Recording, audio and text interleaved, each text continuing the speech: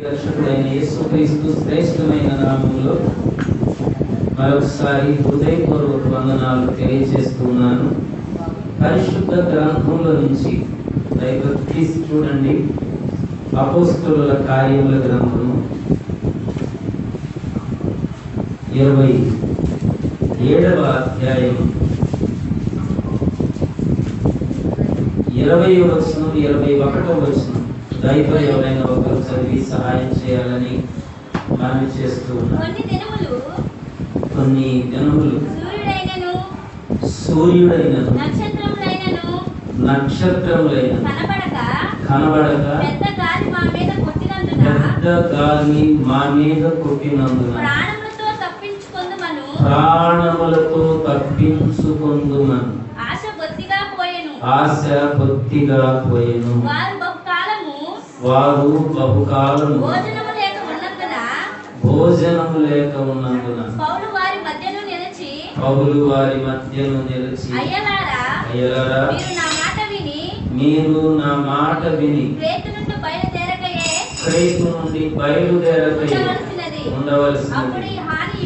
అప్పుడు ఈ హానియు ఈ నష్టమును కలుగకపోవును. పౌలుతో పాటు ఉన్నటువంటి కొందరు ప్రయాణం చేస్తున్నప్పుడు కొన్ని దినాలు తుఫాను వచ్చేసింది.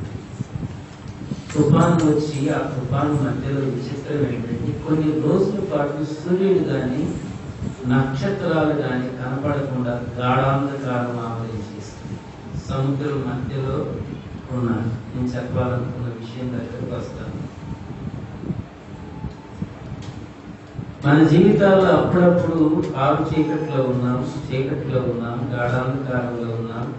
నా జీవితానికి కారునొప్పులు కమ్మిని, నాకు వెలుతురు కనబడట్లేదు, నేను ఏ వైపు ప్రయాణం చేయాలో తెలియట్లేదు అని అనుకొని ఉపమానంగాను ఇంకొక రకంగాను మనం చెప్పుకుంటూ వస్తాం. కానీ పౌలు జీవితంలో చాలా నిజంగా జరిగినట్లాంటి జీవితం అనే ప్రయాణంలో, మన జీవితం అనే ప్రయాణం ఎన్ని మలుపులు తిరుగుతుందో అన్ని మలుపులు పౌలు స్వార్థ ప్రయాణంలో మనకి కనబడ్డాయి. దేవునికి స్తోత్రం చెప్పండి, ఇంకొకసారి చెప్పండి హల్లెలూయా. ఈ జీవితం అంతా చీకటి అయిపోయిన సందర్భం ఎప్పుడన్నా ఉందా మీకు? అనిపించింది ఎప్పుడన్నా అట్లా?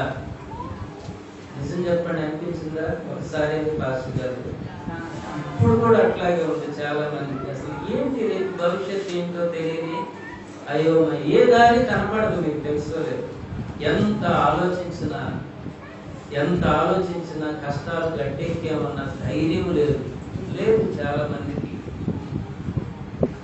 పర్వాలేదు, పిల్లలు ఎక్కువచ్చారు అనుకున్నాక ఎక్కువచ్చినా కూడా సమస్యలు వాళ్ళతో పాటు ఎక్కువచ్చే సమస్యలు ఉంటాయి. తెలుసా మీకు?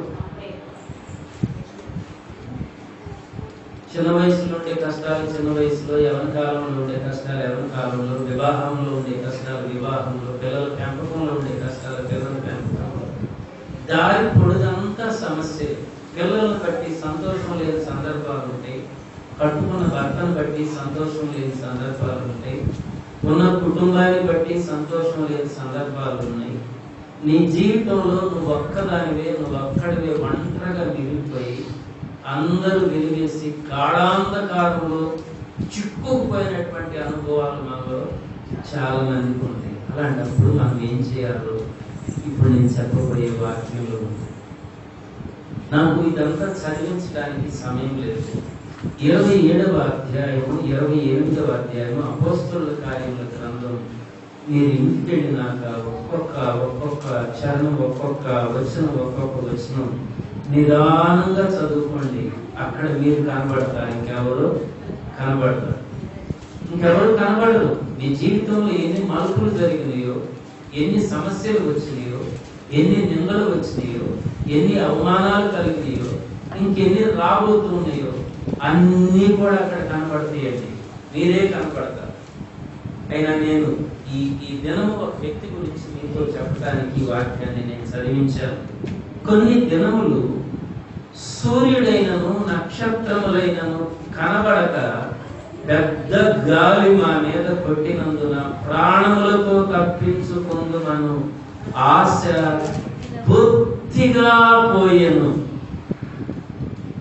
ప్రాణులతో బయటపడతామన్న ఆశ బొత్తిగా పోయిన సందర్భాలు మీకు ఎప్పుడన్నా ఉన్నాయా? అసలు ఈ రాత్రి తెల్లారిద్దా తెల్లారదా? ఈ రాత్రి గడిచిద్దా గడవదా? తెల్లారిదాకా ఉంటామా ఉండమా? ఈ గండం గట్టెక్కిద్దా గట్టెక్కదా? మనం అసలు ప్రాణాలతో ఉంటామా ఉండమా అనే సందర్భాలు ఎప్పుడైనా వచ్చినాయా? వచ్చే ఉంటాయి. మేము మాకు అపోస్తలుల కార్యముల గ్రంథాన్ని మొదటి అధ్యాయం నుంచి చివరి అధ్యాయం దాకా నేను ఎన్నోసార్లు చదివాను. చదివిన ప్రతిసారి అక్కడక్కడ మేము మాకు అనే సందర్భం కనబడుతుంది.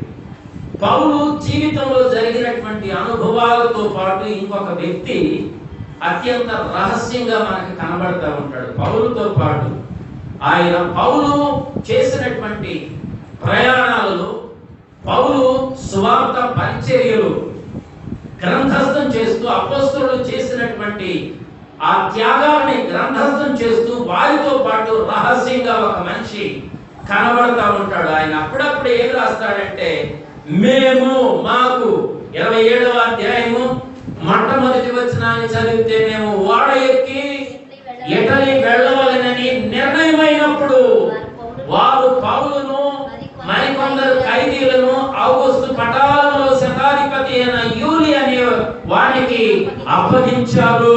స్తోత్రం చెప్పండి. పౌలుని బంధించి రోమా పట్టణానికి ఖైదీగా తీసుకొని వెళ్తూ ఉన్నటువంటి సందర్భం ఇది. ఇటలీకి తీసుకొని వెళ్ళి ఇటలీలో రోమా ప్రభుత్వం వారికి పౌలును అప్పగించి పౌలు మీద నేరస్థాపన చేసి పౌలుకి శిక్ష విధించాలి అనుకున్నటువంటి సందర్భంలో పౌలుతో పాటు ఉన్నటువంటి పరిచారకుల్ని, పౌలుతో పాటు బంధించబడినటువంటి తోటి ఖైదీలని, వీళ్ళందరినీ ఖైదీలను బంధించి రోమా పట్టణానికి తరలిస్తూ ఉన్నటువంటి ఓడ ప్రయాణం గురించి రాస్తూ మేము లూకా సువార్తని అపోస్తలుల కార్యముల గ్రంథాన్ని రాసినటువంటి వ్యక్తి ఒకే ఒక వ్యక్తి. ఆయన పేరు లూకా. ఈ అపోస్తలుల కార్యముల గ్రంథాన్ని చదివే ప్రతిసారి మేము మాకు అనే సందర్భం వచ్చిన ప్రతిసారి లూకా కూడా తనను తాను అన్వయించుకుంటూ ఉన్నాడు. లూకా అనే పేరు మీరు విన్నారా? లూకా అనే పేరు ఎంతమంది విన్నారు? దరిదాపు అందరూ వినే ఉంటారు. ఎందుకంటే లూకా సువార్త అనేది బైబిల్లో ఉంది. ఈ లూకా ఎవరు? ఒక వైద్యుడని కొలసి పత్రికలో ప్రియమైన వైద్యుడని ఉంటుంది. ఎక్కడ వైద్యుడో తెలుసా? మీరు లూకా సువార్త మొదటి వచనాన్ని, మొదటి అధ్యాయం మొదటి వచనం చదవండి. ఘనత వహించిన దెయుఫిలా ఆరంభం నుండి కనులారా చూచి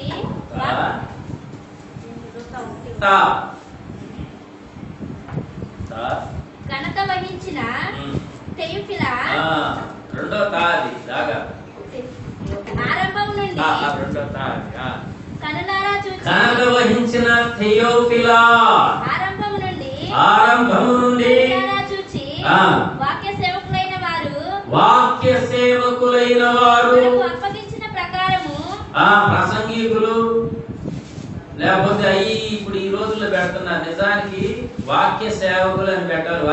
వాక్యం చెప్పేవాళ్ళని దైవజనులు, వాక్య ప్రబోధకులు, ప్రచారకులు అలా ఎన్ని పెడుతున్నారండి. లోకా ఏమన్నాడు తెలుసా? వాక్య సేవకులైన వారు మనకు అప్పగించిన ప్రకారము మన మధ్యను నెరవేరిన కార్యములను గూర్చి వివరముగా వ్రాయుటకు అనేకులు పూనుకొనను. కనుక ఉపదేశించబడిన సంగతులు నిశ్చయముగా జరిగినవని నీవు తెలుసుకొనుటకు వాటన్నిటిని పరిష్కారముగా తెలుసుకొని ఉన్న నేను ఈ పేద వాటిని గూర్చి నీ పేరిట వాటిని గూర్చి వరుసగా రచించుటకు యుక్తమని ఎంచితిని. దేవునికి స్తోత్రం. అపోస్తలుల కార్యముల గ్రంథము 1వ అధ్యాయము 1వ వచనాన్ని కూడా చదవండి. ఓ థియోఫిలా, యేసు తాను ఏర్పరచుకొనిన అపోస్తలులకు పరిశుద్ధాత్మ ద్వారా ఆజ్ఞాపించిన తరువాత ఆయన పరమునకు చేర్చుకొనబడిన దినము వరకు బోధించుటకును ఆరంభించిన వాటన్నిటిని గూర్చిన మొదటి గ్రంథమున రచించితిని. స్తోత్రం. థియోఫిలాస్ అనేటటువంటి ఆయన ఒక రాజు.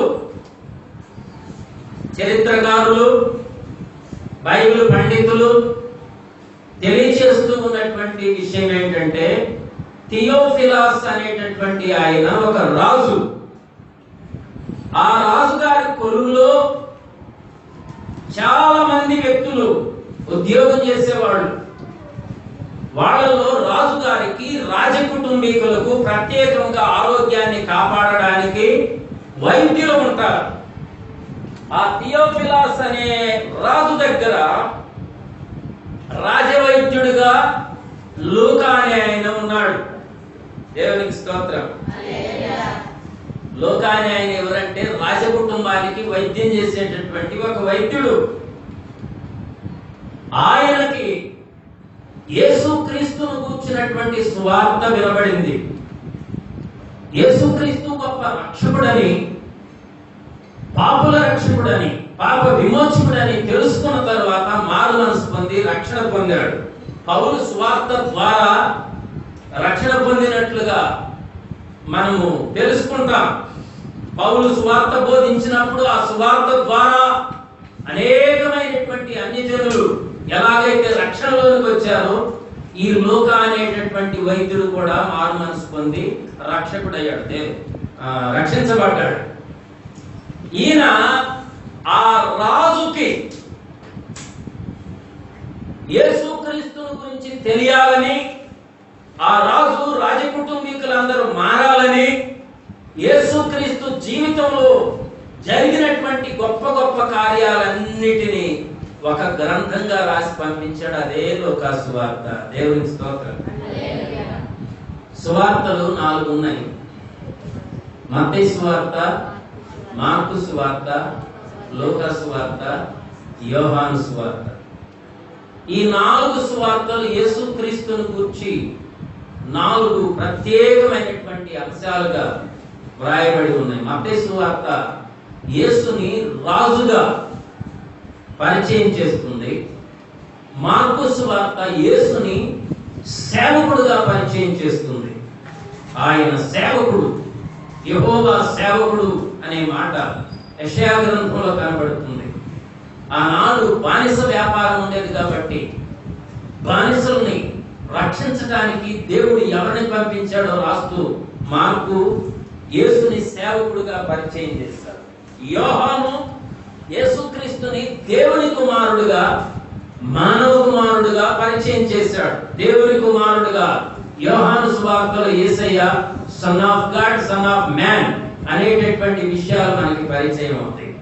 కానీ లూకా యేసుక్రీస్తుని గురించి రాస్తూ ఏమని పరిచయం చేస్తాడంటే, యేసుక్రీస్తు వైద్యుడు, పరమ వైద్యుడు. లూకా సువార్తలో వ్రాయబడినటువంటి అద్భుతాలు, లూకా సువార్తలో వ్రాయబడినటువంటి స్వస్థత కార్యాలు మిగిలిన 3 సువార్తల్లో మనకి ఎక్కువగా కనబడవు. లూకా సువార్త అంతా కూడా అద్భుతాలు, యేసయ్య జరిగించినటువంటి స్వస్థత కార్యాల గురించి వ్రాయబడి ఉంది. లూకా సువార్తని మొట్టమొదటిగా నేను చదువుతూ, ఈ లూకా సువార్త రాసిన ఆయన ఒక డాక్టర్ గారు అని చదివినప్పుడు ఆశ్చర్యపడ్డారు. డాక్టర్లు వాళ్ళ వైద్యాన్ని నమ్ముతారు, వాళ్ళ మందుల్ని నమ్ముతారు. ఎవరన్నా వెళ్ళి దేవుడే ఈ రోగాన్ని తగ్గిస్తారంటే ముందు తిట్టేది ఎవరంటే డాక్టర్లే. దేవుడు లేదు, దైవం లేదు, ఈ మందు బిళ్ళ వేసుకో నీకు తగ్గిద్ది, ఇంజక్షన్ చేసుకో నీకు తగ్గిద్ది, ఆపరేషన్ చేస్తేనే నీకు తగ్గిద్ది అని డాక్టర్లు చెప్తారు. దేవుడు తగ్గిస్తాడని కానీ, దేవుడు బాగు చేస్తాడని కానీ, దేవుడు ఏమి చేయకుండా రోగుల్ని బాగు చేస్తాడని ఎక్కువ మంది వైద్యులు నమ్మరు. వాళ్ళు చదువుని, వాళ్ళ డిగ్రీలని, వాళ్ళ వైద్య విధానాన్ని, వాళ్ళ మందులని, వాళ్ళు వైద్యంలో జరిగించేటటువంటి ప్రక్రియల మీద ఆధారపడే వాళ్ళు వైద్యులు. కానీ లూకా ఒక వైద్యుడై ఉండి, ఒక డాక్టర్ అయి ఉండి యేసుక్రీస్తు రోగుల్ని ఎలా స్వస్థపరిచాడో లూకా సువార్తలో రాశాడు. అది గొప్పతనం. అపోస్తలుల కార్యముల గ్రంథాన్ని రాస్తూ అపోస్తలుల కార్యములో అపోస్తలులు 12 మంది ద్వారా, పౌలు ద్వారా, పౌలుతో ఉన్నటువంటి పరిచారకుల ద్వారా, అనుచరుల ద్వారా, జత పని వారి ద్వారా దేవుడు ఎలాంటి అద్భుతాలు, ఎలాంటి స్వస్థత క్రియలు జరిగించాడో అపోస్తలుల కార్యముల గ్రంథంలో లూకా రాశాడు. దేవునికి స్తోత్రం చెప్పండి. హల్లెలూయా. 12 సంవత్సరాల నుంచి రక్తస్రావ రోగంతో బాధపడేటటువంటి స్త్రీ చాలా మంది వైద్యుల దగ్గరకు వెళ్ళి తనకున్న ధనమంతా ఖర్చు చేసుకుంది. ధనమంతా అయిపోయి దరిద్రురాలైంది, కానీ ఆమె రోగం తగ్గలేదు. ఆమె ఒక రోజు ఏమనుకుందంటే, యేసు ప్రభు అంగీని ముట్టుకుంటే నాకు తగ్గిద్దేమో అనుకుంది. ఆమె అలాగే వెళ్ళింది. ఆ జనమందరినీ నెట్టుకుంటూ వెళ్ళిపోయి యేసయ్య అంగీని పట్టుకుంది. ఆ అంగీలో నుంచి యేసుక్రీస్తు ప్రభావము ఈమెలోనికి ప్రవహించింది. ఆ రక్తధార ఆ క్షణమంది కట్టుకుంది అన్న అద్భుతాన్ని లూకా సువార్తలో మనం చూస్తామండి. లూకా ఏం రాశాడు తెలుసా? అది చాలా మంది డాక్టర్ల దగ్గరికి వెళ్ళింది. ఒక డాక్టర్ అంటే చెప్పొచ్చండి, చాలా మంది వైద్యుల దగ్గరికి వెళ్ళింది. ఆమె దగ్గర ఉన్న ధనమంతా ఖర్చు చేసుకుంది. ధనము అయిపోయింది, దరిద్రం పెరిగిపోయింది. ఇంకా డాక్టర్ల దగ్గరికి వెళ్ళటానికి డబ్బు కూడా లేదు. ఆమె రోగం మాత్రం తగ్గలేదు. ఆమెకు ఒక రోజు యేసుక్రీస్తు గురించి విని ఏం ఆలోచన వచ్చిందంటే, నేను కూడా వెళ్ళి ఆయన అంగీని ముట్టుకుంటాను అనుకుంది. అలాగే వెళ్ళి విశ్వాసంతో ఆయన అంగీని ముట్టుకుంది. ఆయన అంగీని ఎప్పుడైతే ముట్టుకుందో ఆయనలో నుంచి ప్రభావం ఈమెలోకి వచ్చేసింది. ఆ రక్తధార ఆ క్షణమే ఆగిపోయింది. స్తోత్రం. ఇలాంటి స్వస్థత క్రియలన్నిటిని గురించి లూకా సువార్తలో లూకా భక్తుడు ఎన్నో రాశాడు.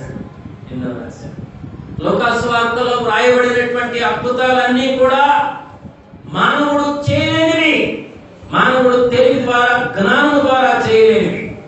యేసు క్రీస్తు మాత్రమే చేయగలిగిన వాడు. ఆయన పరలోకం నుంచి భూలోకానికి రోగుల కోసం వచ్చాడని లోకా తెలియజేశాడండి. లోకా ఏమని రాశాడు తెలుసా? వైద్యుడు ఆరోగ్యవంతులకి అవసరం లేదు, వైద్యుడు రోగులకు అవసరం. కాబట్టి నేను ఆరోగ్యవంతుల కోసం రాలేదు, రోగుల కోసమే వచ్చాను. నేను నీతిమంతుల కోసం రాలేదు, పాపుల కోసమే వచ్చాను. నశించిన దానిని వెతికి రక్షించడానికి మనుష్య కుమారుడు ఈ లోకానికి వచ్చాడు. రోగుని బాగు చేయడానికి యేసుక్రీస్తు ఈ లోకానికి వచ్చాడని ఒక డాక్టర్ గారు నమోదు చేశాడు. ఆయన పేరు డాక్టర్లు. స్తోత్రం చెప్పండి. నశించిన దానిని బాగు చేయడానికి లోకానికి వచ్చినది ఎవరో తెలుసా? నజరేయుడైన యేసు. ఆయన మాటలో స్వస్థత ఉంది, ఆయన చూపులో స్వస్థత ఉంది, ఆయన అంగీలో స్వస్థత ఉంది, ఆయన ఉమ్మిలో స్వస్థత ఉంది. ఆయన ఉమ్మి ఊసి, బొరలు రాసి, కళ్ళకు రాసి, వెళ్ళి శిలోమని కోనేట్లో కడుక్కో, నీ కళ్ళకు చూపొచ్చిందని చెప్పగానే ఆయన ఉమ్మి ఊసాడని ఉంటుంది.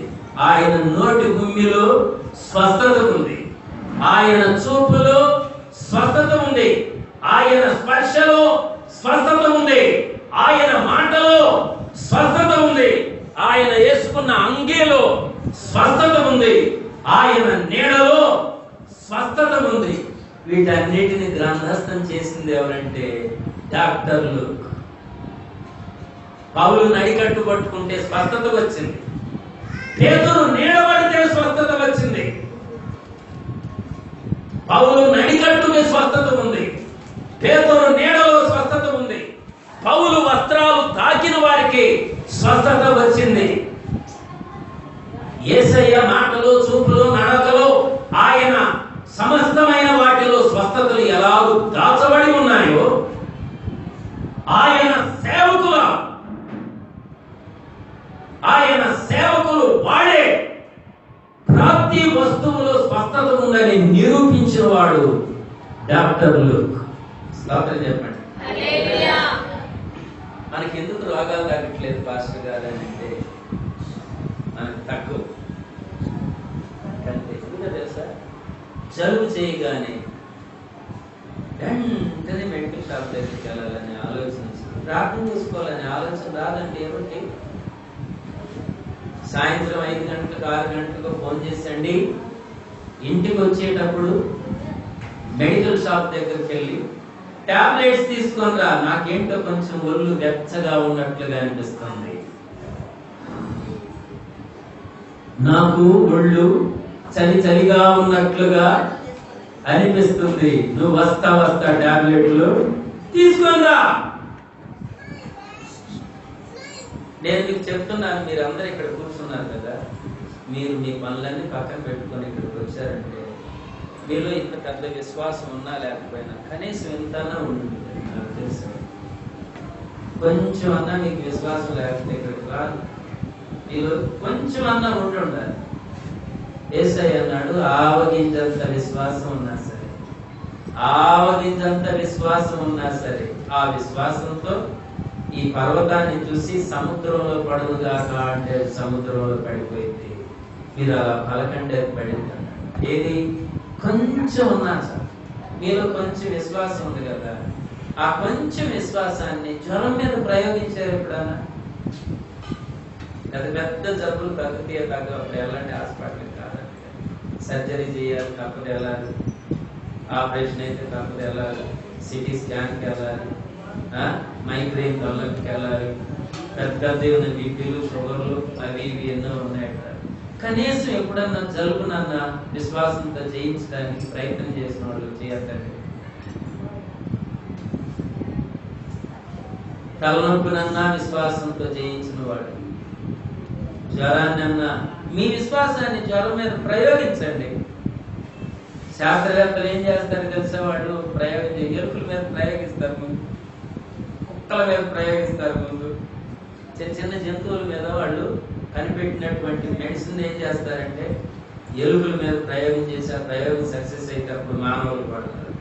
కనీసం మీ విశ్వాసాన్ని, మీ ప్రార్థనని, మీ భక్తిని, అసలు మీలో శక్తి ఉందో లేదో నేను చెప్తున్నాను, కొంచెమైనా ఉంది. మీరు ఇక్కడ కూర్చున్నారంటే ఖచ్చితంగా మీలో విశ్వాసం ఉంది, లేకపోతే మీరు వచ్చేవాళ్ళు కాదు. మీరు ప్రతి ఆదివారం దేవుని దగ్గరికి వస్తున్నారంటే మీలో విశ్వాసం ఉంది, మీలో కొంచెమైనా భక్తి ఉంది. అది చర్చికి రావడానికి, ఇంటికి వెళ్ళడానికి మాత్రమే వాడకాకండి. మీ జీవితాలకు అప్లై చేయండి. దాన్ని జ్వరం వచ్చినప్పుడు, తలనొప్పి వచ్చినప్పుడు, బలహీనత వచ్చినప్పుడు, కుటుంబంలో సమస్య వచ్చినప్పుడు మీ విశ్వాసాన్ని ప్రయోగించండి, మీ ప్రార్థనని ప్రయోగించండి, మీ భక్తిని ప్రయోగించండి. ఆపద్దినందు మీరు వారిని ఎదిరించు నిమిత్తము సర్వాంగ కవచాన్ని ధరించుకోండి. వాక్యం మీ దగ్గర ఉంది, ప్రార్థన మీ దగ్గర ఉంది, విశ్వాసం అనే దళం మీ దగ్గర ఉంది, వాక్యం అనే ఖడ్గం మీ దగ్గర ఉంది, ప్రార్థన అనే ఆయుధం మీ దగ్గర ఉంది, సమాధానం అనే సిద్ధ మనసు అనే చోడు మీ దగ్గర ఉంది. మీరు వాటి మీద దాడి చేయండి, అవి పారిపోతాయి, వదిలిపోతాయి. అలా అలా అలా అలా మీలో విశ్వాసం పెరిగింది. కెన్నెత్ ఈ హ్యాగన్స్ అనే ఒక ఆయన ఉన్నాడు, ఇంటర్నేషనల్ ఫెయిత్ మినిస్ట్రీస్ వ్యవస్థాపకుడు. ఆయన ఒకప్పుడు ఉన్నతమైనటువంటి స్థితి, తర్వాత దేవుడు నమ్ముకున్నాడు. ఆయన 3 రోజులు మీటింగ్స్ పెడతాడు. ఆయన 3 రోజులు మీటింగ్స్ పెట్టి ఫస్ట్ రోజు ఏం చేస్తాడంటే, ఫస్ట్ రోజు మీటింగ్ లో విశ్వాసాన్ని గురించి బోధిస్తాడు. ఆయన ఇంటర్నేషనల్ పరిచర్య వాళ్ళు ఇప్పుడు ఆయన లేడు, చనిపోయాడు. ఆయన కుమారుడు జనతి యాగన్ జూనియర్ ఉన్నాడు. రెండో రోజు ఏం చేస్తాడు తెలుసా? విశ్వాసాన్ని మనం అప్లై చేసుకోవటం నేర్పిస్తాడు. మూడో రోజు ఏం చేస్తాడు తెలుసా? ఆయన మూడో రోజు నీలో ఉన్న విశ్వాసాన్ని విడుదల చేయటం నేర్పిస్తాడు. నేను ఆయన పుస్తకం చదివినప్పుడు భలే ఆశ్చర్యపడ్డాను. 3 రోజుల మీటింగ్లు ఏమి గురి దరి లేకుండా పెడతారు కొంతమంది. దానికి అది ఒక డ్యాన్స్ పార్టీ లాగో, పండగలాగో, పబ్బం లాగో వాటికి జరిగిపోతాయి. వండుకోవటానికి, తినడానికి, నీటిలో వాటికి సరిపోతాయి. కానీ ఆయన ఏం చేస్తాడంటే ఒక్క 3 రోజులు ప్రార్థన పెడతాడు. ఆ 3 రోజుల్లో మొట్టమొదటి రోజు విశ్వాసాన్ని గురించి బోధిస్తాడు. రెండో రోజు విశ్వాసాన్ని మనకై మనం అప్లై చేసుకోవడం నేర్పిస్తాడు. మూడో రోజు మనలో ఉన్నటువంటి విశ్వాసం విడుదల చేసి కార్యాలు జరిగించడానికి ఒక్కొక్కరిని ప్రేరేపిస్తాడు. సంఘం అంతా అద్భుతాలే, మీటింగ్ అంతా అద్భుతాలే. ఆయన ఏమంటాడు తెలుసా? నీ ఇంట్లో ఒక్కదాని నుండి ప్రార్థన చేసుకుంటే స్వస్థత రాదు. నువ్వు ఇంత విశ్వాసంతో వచ్చావు. నువ్వు సంఘానికి వచ్చేటప్పుడు 10 మంది కొద్ది కొద్దిగా విశ్వాసంతో. చర్చిలో ఎంత విశ్వాసం ఉండేది చెప్పండి? నీ ఇంట్లో ఉంటే నీ దగ్గర పిడికిల విశ్వాసం ఉండేది. కొంచెం విశ్వాసమే ఉంది. అది జలుబుని జయించలేదు, అది జ్వరాన్ని జయించలేదు, అది దగ్గుని జయించలేదు, అది రోగాన్ని జయించలేదు, కుటుంబంలో అప్పులు జయించలేదు, ఏమి జయించలేదు. అందరూ తలా కొంచెం విశ్వాసంతో కనుక ఆదివారం మందిరానికి వచ్చి సమస్యని వాళ్ళ మధ్యలో పెట్టేసి అందరూ కలిసి ప్రార్థన చేశారు అనుకోండి, వీళ్ళందరి విశ్వాసం అధికమైపోయి అది ఏ సమస్యనైనా జయించేసింది. చెప్పడం విశ్వాసం పనులు చేస్తుంది. లూకా ఏం చేశాడు తెలుసా? లూకా సువార్తలో గాని, అపోస్తలుల కార్యంలో గాని దేవుడు ఆయన ద్వారా, ఆయన సేవకుల ద్వారా జరిగించినటువంటి గొప్ప గొప్ప కార్యాలన్నిటినీ గ్రంథస్థం చేశాడు.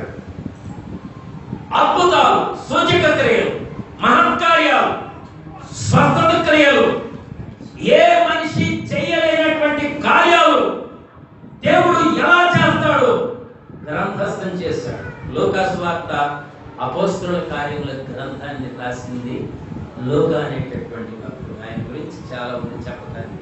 అయినా నేను చెప్పాలనుకున్న సందేశంలోకి రావడానికి మీకు ఈ మాట చెప్తాను. ఆ గొప్ప భక్తుడు యేసు నమ్మిన తర్వాత రాజకొలువుకి రాజీనామా చేసి, డాక్టర్ వృత్తికి రాజీనామా చేసి, పౌలుని వెంబడించి పౌలుకి జతపనివాడుగా స్వార్థ దండయాత్రలో, స్వార్థ పరిచర్యలు, పౌలుతో పాటు ఎన్నో దెబ్బలు తిన్నటువంటి గొప్ప భక్తుడు లూకా. డాక్టర్ లూక్ ఏం చేశాడు తెలుసా? రాజుగారి కొలువుకి రాజీనామా చేసేసి దైవ సేవకులతో పాటు పరిచర్య చేయటానికి, దేవుని సేవకులకి సేవ చేయటానికి పరిపూర్ణంగా సమర్పించుకొని వచ్చేసాడు. ఈ రోమా ప్రయాణంలో పౌలుతో పాటు ఉన్నటువంటి ఖైదీలలో లూకా ఒకడు. మీరు పత్రికలు చూస్తే పత్రికలో పౌలు భక్తుడు అంటాడు, అందరూ నన్ను విడిచిపెట్టి వెళ్ళిపోయారు కానీ లూకా ఒక్కడు మాత్రమే నాతో ఉన్నాడు. తర్వాత చూద్దాం, దేవాన్ని గురించి అన్ని తర్వాత వస్తాయి. నేను చెప్పాలనుకున్నది దానికి వస్తున్నాను. పౌలుతో పాటు ఖైదీ చేయబడ్డాడు. పౌలుతో పాటు సంఖ్యలతో బంధించబడి రోమా పట్టణానికి ప్రయాణమై వెళుతూ ఉన్నప్పుడు మార్గ మధ్యములో పెద్ద తుఫాను వచ్చేసి, దేవునికి స్తోత్రం, హల్లెలూయా. మళ్ళా చదువుతాను 27వ అధ్యాయం 19-20 వచనాలు. 3వ దినమందు తమ చేతులారా వాడ సామగ్రి పారవేసిరి. కొన్ని దినములు సూర్యులైనను నక్షత్రములైనను కనబడక పెద్ద గాలి మా మీద కొట్టినందున ప్రాణములతో తప్పించుకొనును ఆశ బొత్తిగా పోయెను. వారు బహుకాలము భోజనం లేక ఉన్నందున పౌలు వారి మధ్య నిలిచి, ఇలారా మీరు నా మాట విని క్రేతు నుండి బయలుదేరకే ఉండవలసినది, అప్పుడు హానియు నష్టము కలుగకపోవును. ఇప్పుడైనాను ధైర్యము తెచ్చుకొనుడి అని మిమ్మల్ని వేడుకొనుచున్నాను. వాడకే గాని మీలో ఎవరి ప్రాణమునకు గాని హాని కలగదు. నేను ఎవరి వాడను, ఎవరిని సేవించుచున్నాను, ఆ దేవుని దూత గడిచిన రాత్రి నా యొద్ద నిలిచి, పౌలా భయపడకుము, నీవు కైసరు ఎదుట నిలవవలసి ఉన్నది. ఇదిగో నీతో కూడా వాడలో ప్రయాణమైపోతున్న వారందరినీ దేవుడు నీకు అనుగ్రహించి ఉన్నాడని నాతో చెప్పాను. కాబట్టి అయ్యారా, ధైర్యం తెచ్చుకొనుడి, నాతో దూత చెప్పిన ప్రకారం జరుగునని నేను దేవుని నమ్ముచున్నాను.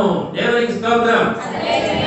వాడలో సుమారు 270 మంది ఉన్నారని ఈ అధ్యాయం చివరిలో మనం చూస్తాం. నేను ముగింపులోకి వస్తాను, సమయం అయిపోయింది, త్వరగా ముగిస్తాను. చివరి మాటలు చెప్పడానికి ప్రయత్నం చేస్తున్నాను. లూకా ఒక వైద్యుడై ఉంది, ఒక ఉద్యోగం చేసుకునేవాడు. తను, తన భార్య, తన బిడ్డలు హాయిగా గడపాలి. దైవ సేవకులకి పరిచయం చేయడానికి రాజ ఉద్యోగానికి రాజీనామా చేసి పౌలుతో పాటు అనేక ప్రాంతాలకి స్వార్థలో తిరిగినటువంటి వ్యక్తి లూకా. పౌలుతో పాటు సంఖ్యలతో బంధించబడిన వాడు లూకా. పౌలుతో పాటు సముద్ర ప్రయాణంలో ఉన్నవాడు లూకా. ఆ సముద్రం మధ్యలో వాడ బ్రద్దలైపోయింది. వారికి ఏ దారి కనబడలేదు. కొన్ని దినముల పాటు సూర్యుడు గాని నక్షత్రాలు గాని కనబడని గాఢాంధకారంలో ఉన్నారు. వాడ మునిగిపోయితేమో తుఫానులని వాడలో ఉన్నటువంటి ఆహార పదార్థాలన్నీ సముద్రంలో పడేశారు. వాడని తేలిక చేయడానికి, తినడానికి ఏమీ కూడా. అంతకు మునిపే పౌలు చెప్పాడు, అయ్యలారా ఈ వాడని ఇటు వెళ్ళనిద్దామంటే పౌలు మాట వాళ్ళు ఇటే బాధించారు, మీరు ఇంటికి వెళ్ళాలి చదవండి. మార్గ మధ్యంలో గాఢాంధకారం ఆవరించింది. వాళ్ళల్లో ఒక్కళ్ళకు కూడా బ్రతుకుతామనే నమ్మకం లేదు. లోక అంటాడు, మేము బ్రతుకుతామనుకున్న నమ్మకం మాకు లేకుండా పోయింది. కానీ ఆ రాత్రి సంఖ్యల మధ్య బంధించబడినటువంటి మేము ప్రార్థిస్తూ ఉండగా పరలోకం నుంచి దేవదూత దిగి వచ్చి పౌలుతో ఒక మాట చెప్పాడు, పౌలా భయపడవద్దు, నీవు ఖచ్చితంగా కైసరు ఎదుట నిలబడవలసి ఉంది. కాబట్టి నీకు గాని వాడలో ఉన్న ఎవ్వరికి గాని ఏ హాని జరగదని గత రాత్రి దేవుని దూత మాతో చెప్పాడు. దేవుని స్తోత్రం చెప్పాడు. నేను నీకు చెప్పాలనుకున్న మాట ఏంటంటే, కష్టం ఎదురైనప్పుడు, అంధకారం ఎదురైనప్పుడు, ఏ దారి కనబడినప్పుడు, ఏ త్రోవ కనబడకుండా నట్ట నడివీధిలో నీవు ఒక్కదానివే ఒంటరిగా నిలబడవలసిన పరిస్థితులు వచ్చినప్పుడు నిన్ను ఆదరించగలిగింది ప్రార్థన, నిన్ను ధైర్యపరచగలిగింది ప్రార్థన. ఎప్పుడైనా నీ భర్తతోటి మాట చెప్పావా అంటే భయపడవద్దు, గత రాత్రి నేను ప్రార్థన చేస్తుంటే దేవుని దూత నాతో చెప్పాడు ఈ మాట అని ఎప్పుడని చెప్పారా? అసలు మనకి దేవుని దూత కనపడేది ఏం కనపడుతుంది చెప్పండి, చెప్పాలి గట్టి.